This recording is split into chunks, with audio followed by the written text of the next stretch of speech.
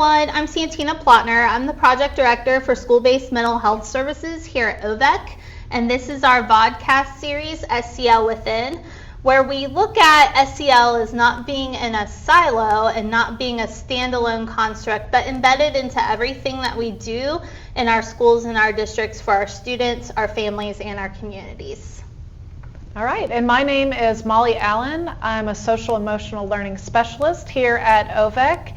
And like Santina kind of mentioned, we like to be able to give you all information to help you as you navigate your SEL journey. And you can include it in your school, in your families, at the district level. So hopefully you will learn some things and tips to help you along the way. So today we're excited because our team's here and we are interviewing our teammates. So today's show is SEL Within Instructional Coaching, and our guests are Amy James and Jen Roederer from the CRISA team here at OVEC. All right, well, let's kind of start off here. Amy, if you'll talk a little bit about your background and your position here at OVEC. Sure. So I was a science teacher in Oldham County for many years. And I was lucky enough to have a coach that was very transformative for me as a teacher. And then I got into a lot more curriculum work and disciplinary literacy, both within the district and then SREB. And so I feel like I got to learn from a whole lot of people with different backgrounds. And that helped. And so then I moved into more of an instructional coaching role, but I never had real training in instructional coaching. But then at that point, I started to get some training. So Learning Forward, their instructional coaching, and cognitive coaching. And that really helped kind of solidify the role for me. And then I transitioned to an education recovery leader where I really use those skills as a coach. And now as a learning acceleration specialist. And so feel like I'm able to really put those coaching skills to work. Nice. All right. Jen, you're up next. Jen. So like Amy, I'm a learning acceleration specialist with the CRISA team. I started my education journey as a math teacher in Jefferson County. And unlike Amy, I did not have a coach. I don't even think the position existed. Schools didn't have them. And so I taught for about 3 years in Kentucky and then moved to Los Angeles, where as a math teacher there, I was lucky enough to have a really great coach. His name was Reynolds, and he was amazing. And he, after a few years there, there was an opening in the coaching world, and so he encouraged me to apply. And I got the job and also got some training, so I was super lucky there in cognitive coaching. And I really, it really just made sense to me. I really fell in love with it. All of the things from attaching language to emotions, helping people identify the thought that happens before their actions, mediating thinking, all of that just really sort of hit home with me. And so it made a lot of sense to me. And I carried those skills with me to my role as an administrator. And then back to Kentucky, my role as an education recovery leader with KDE. And then now here is with the CRISA team.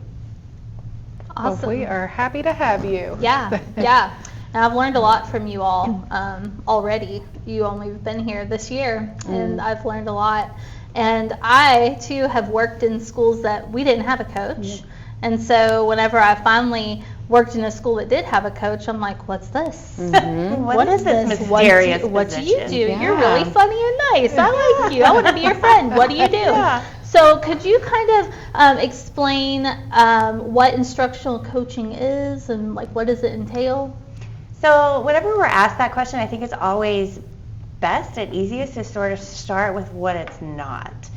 And so what coaching is not is the expert on all things education. So oftentimes that person is seen as that, and that's really not their role. They're also not the keeper of all the resources and the one that's going to like manage all of the things and send that out, all of the instructional things to all of their staff.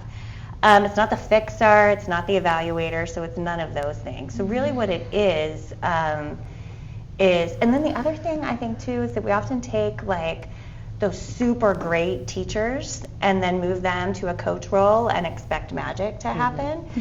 And so it's really not any of that. But what it is, it's somebody who can just ask really great questions. It's somebody who's been trained to mediate thinking. It's an encourager. It's somebody, all of the answers are really within us. As educators, we have all of these advanced degrees, and so we do come with some level of expertise on our own, but it helps to have an encourager, somebody who can help you find your own solution. And it's really somebody who honors, again, the professionalism of teaching. Mm-hmm. Yeah, that's a good point, because I know, like, when I first met our instructional coach, she is just trained in cognitive coaching, and I watched a coaching session of hers, or I watched her interacting with a teacher or something. I was like, you could be a counselor. But It's really close. Like Yeah. Yeah. And I told her that, and she's like, oh, no, I could. I'm like, what you just did is similar. It's counseling. Yeah. So there's so for many sure. ways that it kind of embeds and intertwines with sure. my world, too. Yeah. I agree. Definitely. Yeah. Yeah. Mhm. All right, so now if we kind of think about social emotional learning and instructional coaching, how do you see SEL fitting into the instructional coaching piece? I just feel like it's so embedded, like Jen said, because the coach isn't a resource. It's really about bringing out the thinking that's within the teacher already. And so much of that is just honoring them as a person. And so I just feel like the two are really, really intertwined. And we get bombarded all the time right now, especially with the difficulties in education. And it's from all corners. It's from our school, it's media, it's legislature. Everybody talks about how tough it is in education. And so to me, the role of the coach is to be there to be that support and honor the professionalism, and not be an extra person that's saying you're doing this wrong, or what about this, or add to the plate, but really just be a thought partner to help teachers really kind of navigate everything right now. And that's really a big part of it. So Jen and I recently did a virtual series on coaching. It was a 6-part series.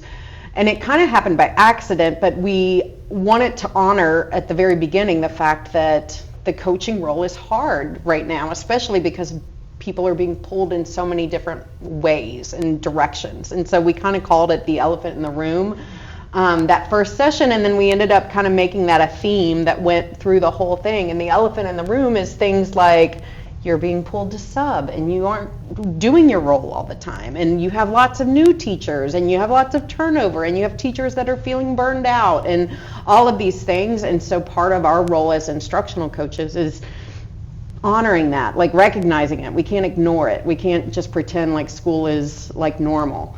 And so really helping them, kind of give them the mental space and the language to start to have those conversations about what do we do and how do we support teachers in this environment. Yeah. And ultimately, like when I think about SEL, I think so much about connection. Yeah.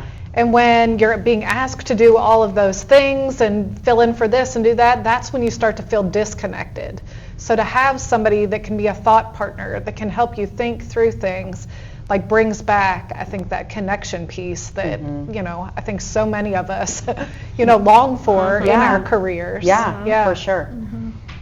Yeah, and the relationship piece too. Just, having teachers form that relationship with their coach so that they feel comfortable enough to go to them in a space of vulnerability and be like, I need help, or I need a thought partner. I don't know what I'm doing. I don't know how to do this. That's right. That's so hard it is. to do. That if you have a strong connection or relationship with the person, it makes it so much easier. And I love that you referred to it as the elephant in the room. I think there's lots of elephants right now. There are. In all of our rooms. And if we don't address them, then we're not helping. Yeah, we're not helping. No, we can't continue to just skirt around what the real problems are, no matter what our role is in the school. So I love that. Yeah. So kind of talk through what it looks like to look at SEL, social emotional learning, through the instructional coaching lens.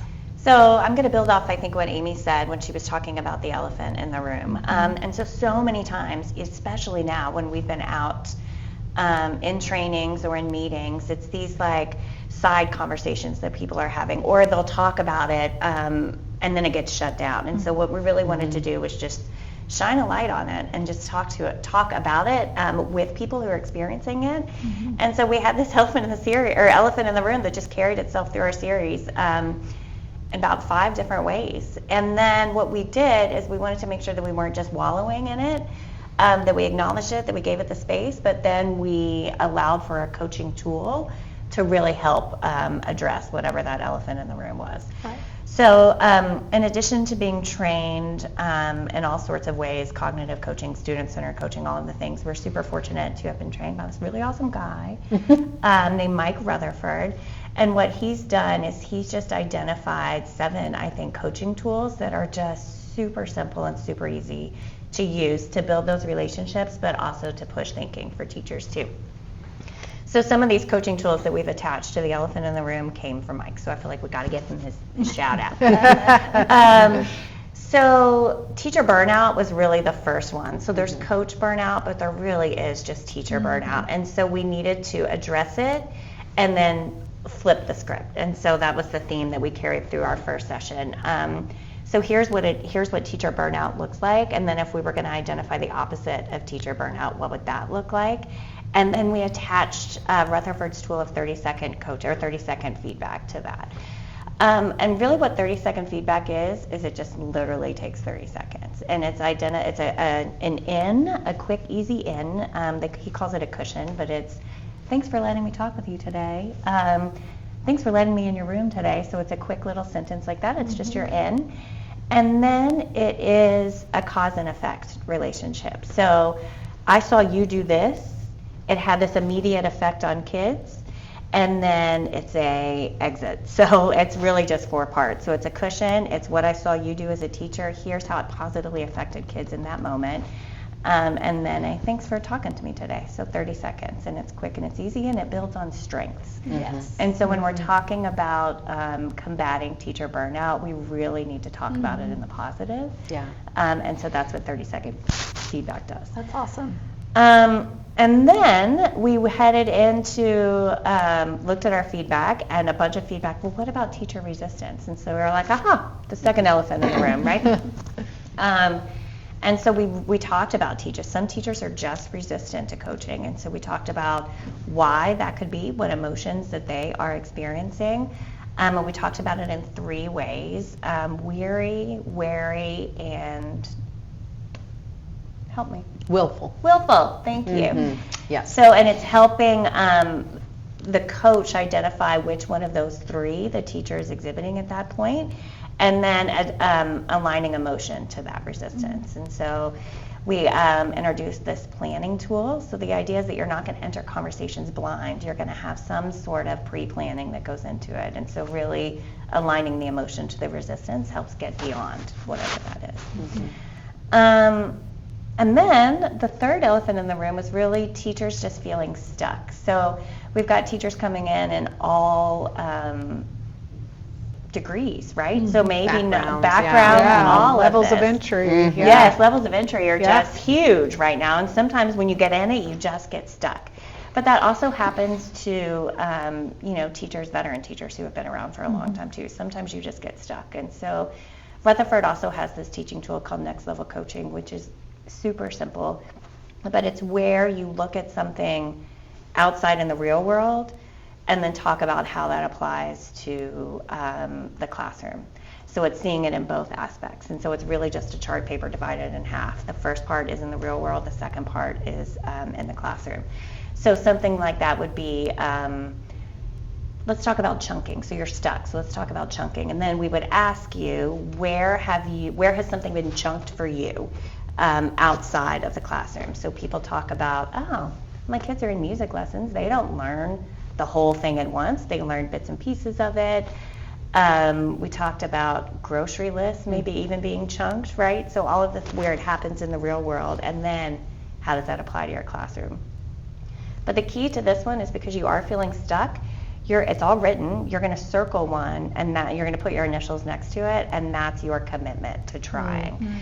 So you're stuck, but now you've got some easy, small next step to take. So along those same lines, we also talked about teachers feeling stuck, but also just brand new to unit design and unit development. And so what we did is we adapted that next level coaching to really talk about how to plan units and how to plan instruction. And so that really, it was helpful. And then along those same lines of teachers being new, teachers just being new to lesson planning, so that day-to-day stuff. And then that last tool was key lesson planning that we took from Rutherford as well. So the idea is that you identify the elephant in the room, you talk about it, and then we flip it, and then I'm going to give you a tool to go off on. And so much of those tools are just easy ways and questions and things to frame your thinking, so that as you're coaching that person, you're not just, pulling from nowhere. You've got something to start with, but it is all just mediating their thinking, right? It's just walking them through, oh, okay, so I can make a connection to the outside world, and I see how that applies, and I can try that here, and it feels less intimidating for the teacher.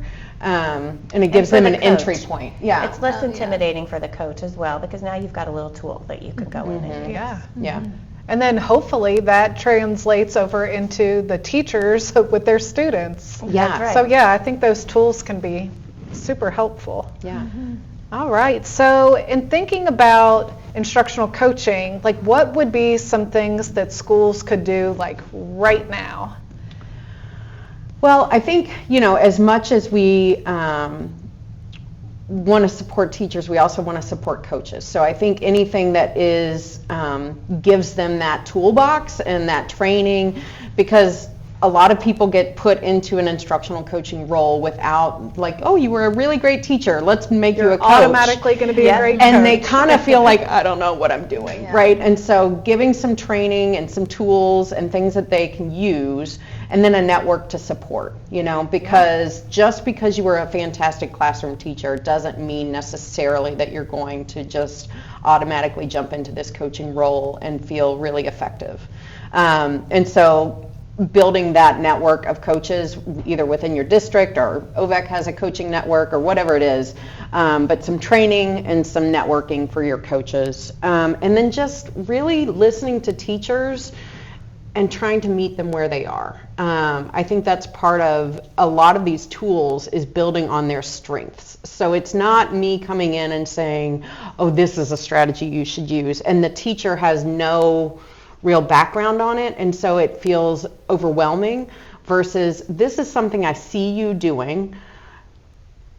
This is how you use it in your everyday life. Let's make a little tweak, make it a little bit more intentional, and then the teacher can run with it, and you both feel that success, Yeah. So building off of strengths, and then just the relationships. I think, like you said, that connection is so important as you're working with teachers. So building those connections. Yeah, and I love that you kind of address what they can do right now, but then also what they can do in the future, because there are no absolute tools in this. No. So you have to be able to get to know the person, know where they are, and figure out like which tool is going to help them, move forward. Yeah. Yeah, that's great. Well, what do you all have going on this summer? Is there anything that you want people to know that you're doing this summer? So this summer, we have some trainings, but this fall, we actually have some really cool things that we're doing. So we've got the 6-part coaching series that just got great feedback. So it's the just small little tools that we can give coaches. So we're going to redo that. Okay. And then we're going to have a coaching cohort. So it is just a group of coaches where we're going to come in with other coaches. So think of it as a small support group, where we come in and coach together. So it could be, and also could get kind of meta, right? So like you're coaching, but then I'm going to coach you, and then somebody else is going to coach me coaching you. Coaching on coaching. Coaching on coaching. But it's really just sort of breaking down those walls, and us all, we're all in it together, which I think is going to help with some of that burnout that everybody's feeling. Oh yeah, for sure, for sure. Addressing the elephant. That's right. There you go. Elephant in the room. Love it. Okay. Yeah. So where would they register for that or find information for that? So you can register for that you've got 2 ways. So we've got a link attached to the OVEC website, and it's the CRRSA, CRRSA team. But we also have our Krista website as well. Okay, Yep. perfect, awesome. Well, thank you guys for being our guests Yeah, on our. yeah. This is our last podcast for the year. Save the best for last. We've got our team together for our last one, but make sure that everyone that you check out the OVEC website for all sorts of professional learning options for the summer. I was looking at them the other day. It's quite extensive. I mean, anything that you think you might want to know about is on there. So please look into that. Stay connected with us this summer through our professional learning opportunities and our social media outlets. And thanks for joining us today.